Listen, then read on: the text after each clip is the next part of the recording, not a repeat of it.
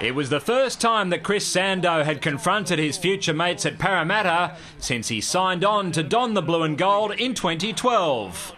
For now, though, his focus was very much on keeping Souths in semi-final contention.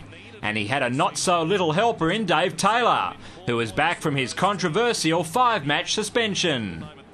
Buoyed by their stunning comeback against St George Illawarra 8 days earlier, the Rabbitohs were full of enthusiasm and picked up where they left off in Wollongong. South Sydney looking to go wide through Greg Inglis and he split them. He comes towards Luke Bird, he backs himself and goes straight past the fullback. There's the real Greg Inglis. An early shift and Inglis does the rest. A touch-and-go ball strip call as Taylor rumbled towards the try line went the Bunnies' way. And 2 tackles later, Nathan Merritt made that decision even more significant. Luke McPherson as they search for a second try. Pettybourne, he'll give it to Merritt, and there's number 2. He grabs number 2.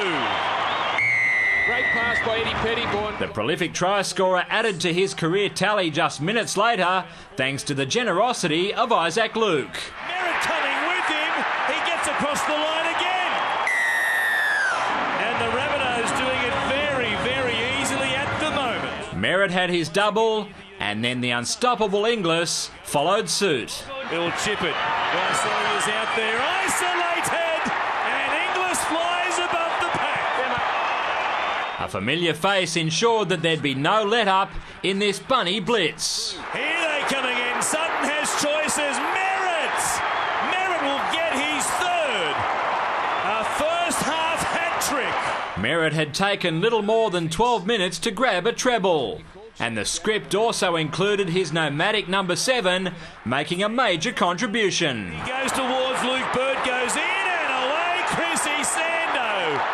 He'll go just about the length. Seeing Sando score was a bittersweet feeling for the shell-shocked Eels, and their fanatical fans were also feeling sick in the stomach as they came to terms with a half-time scoreline of 34-0.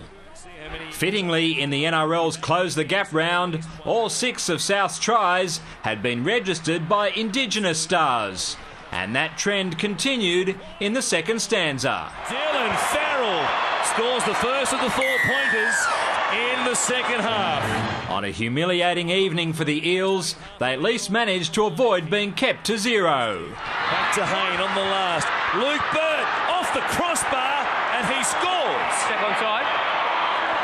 Well, how clever was that? Boosting their for and against remained in the back of the Rabbitohs' minds. And there's one speed machine who specialises in that. And there's Dave Taylor with aggression. It is Nathan Merritt.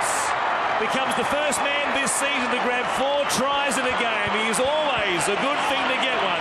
The red and greens were ruthless, not to mention skillful and slick, with some of their football just breathtaking. Here's Inglis giving it to McQueen. What a Rabbitohs try this is. Sando's sideline screamer brought up the half-century. And then a memorable night for Souths finished on the perfect note. Luke doing a bit of a jig down a dummy half. Here on the right-hand side. Nathan Merritt. There it is.